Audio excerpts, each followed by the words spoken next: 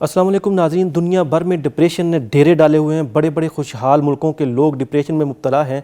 पिछले कुछ अरसे से महंगाई और दीगर वजूहात की बिना पर पाकिस्तान के बहुत ज़्यादा लोग, नौजवान और बूढ़े, वो डिप्रेशन का शिकार होते जा रहे हैं। साइकोपैथोलॉजी जर्नल और क्लिनिकल साइंस जर्नल में एक रिसर्च शाया हुई जिसमें ये बताया गया मस्बत तर्ज फ़िक्र और मस्बत तर्ज अमल ये डिप्रेशन के ख़िलाफ़ एक हथियार है। ये रिसर्च लॉस एंजल्स में कैलिफोर्निया यूनिवर्सिटी की एक रिसर्चर हैं एलिना, उन्होंने अपने कोलीग्स के साथ मिलकर 44 साइंटिफिक रिसर्चेस की मेटा स्टडी की है। मेटा स्टडी कहते हैं कि मुख्तलिफ एक मौजू पर साइंटिफिक रिसर्चेस जो होती हैं उनके नताइज को एक नुक्ते पर जमा करना।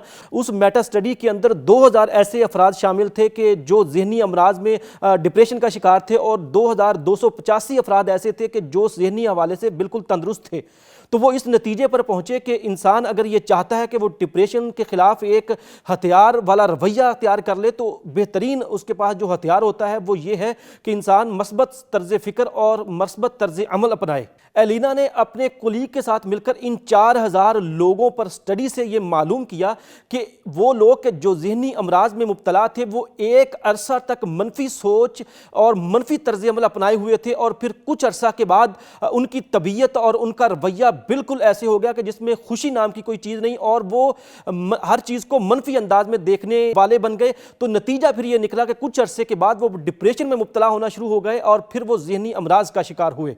डिप्रेशन होता क्या है, इसकी अलामात क्या होती हैं, मैं इस हवाले से भी आपको बताता चलूं ताकि आपको मालूम हो जाए अगर आप इसका शिकार हैं तो आपने कैसे इस बीमारी से नबर्द आजमा होना है, कैसे इस हवाले से अपने मुस्बत तर्ज अमल से एक हथियार के ज़रिए इसका मुकाबला करना है और कैसे आपने अपने मिजाज के ज़रिए इसे शिकस्त देनी है।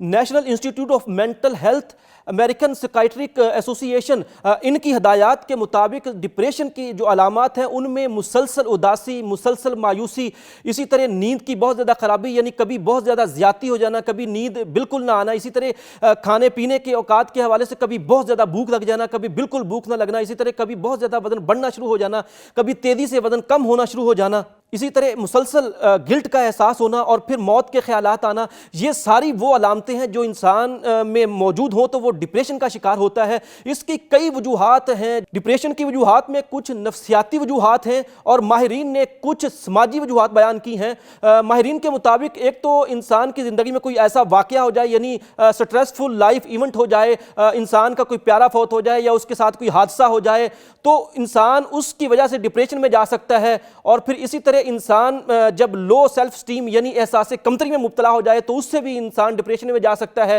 और फिर इसी तरह जब इंसान नेगेटिव सोचता है, नेगेटिव थिंक करता है यानी मस्बत तर्ज अमल छोड़ देता है तो फिर भी इंसान डिप्रेशन में जा सकता है। और फिर इसी तरह कुछ उन्होंने समाजी और सोशल काजेज बयान किए हैं। उन्होंने कहा कि जब इंसान तन्हाई का शिकार हो जाता है तो तब भी इंसान मायूसी में जा सकता है। इसी तरह जब इंसान को सोशल सपोर्ट नहीं मिलती किसी मुश्किल में तो उससे भी डिप्रेशन में इंसान चला जाता है।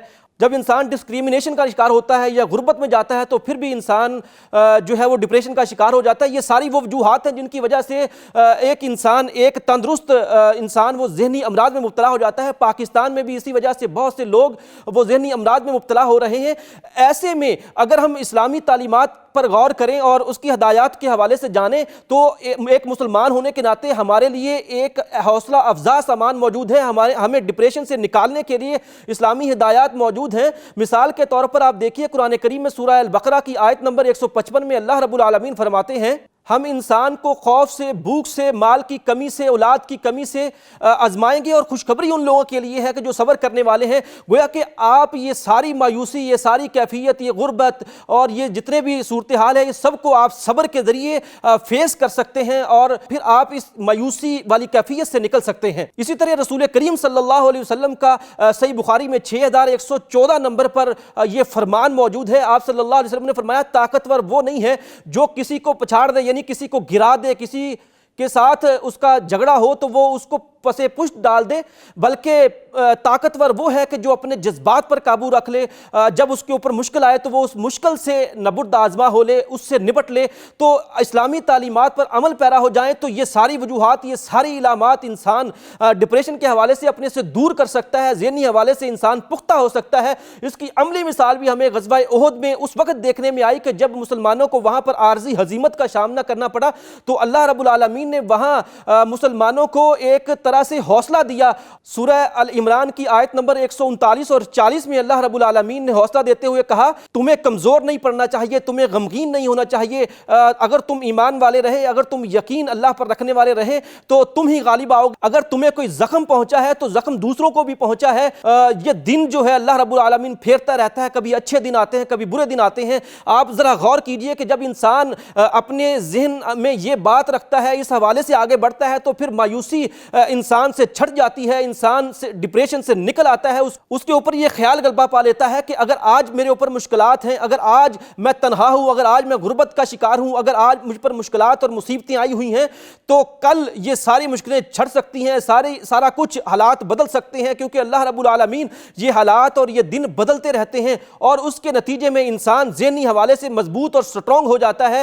جیسے غزوہ احد میں مسلمانوں کو اللہ رب العالمین نے یہ تسلی دی تو ان کا مورال اتنا اپ ہو گیا، اس کے اگلے ہی دن غزوہ حمراء الاسد ہوا تو اس میں مسلمانوں نے اپنے دشمنوں کا، جنہوں نے انہیں عارضی ہزیمت سے دوچار کیا تھا، ان کا پیچھا کیا اور دشمن کو یہ جرأت نہ ہوئی کہ وہ ان کے سامنے آئے۔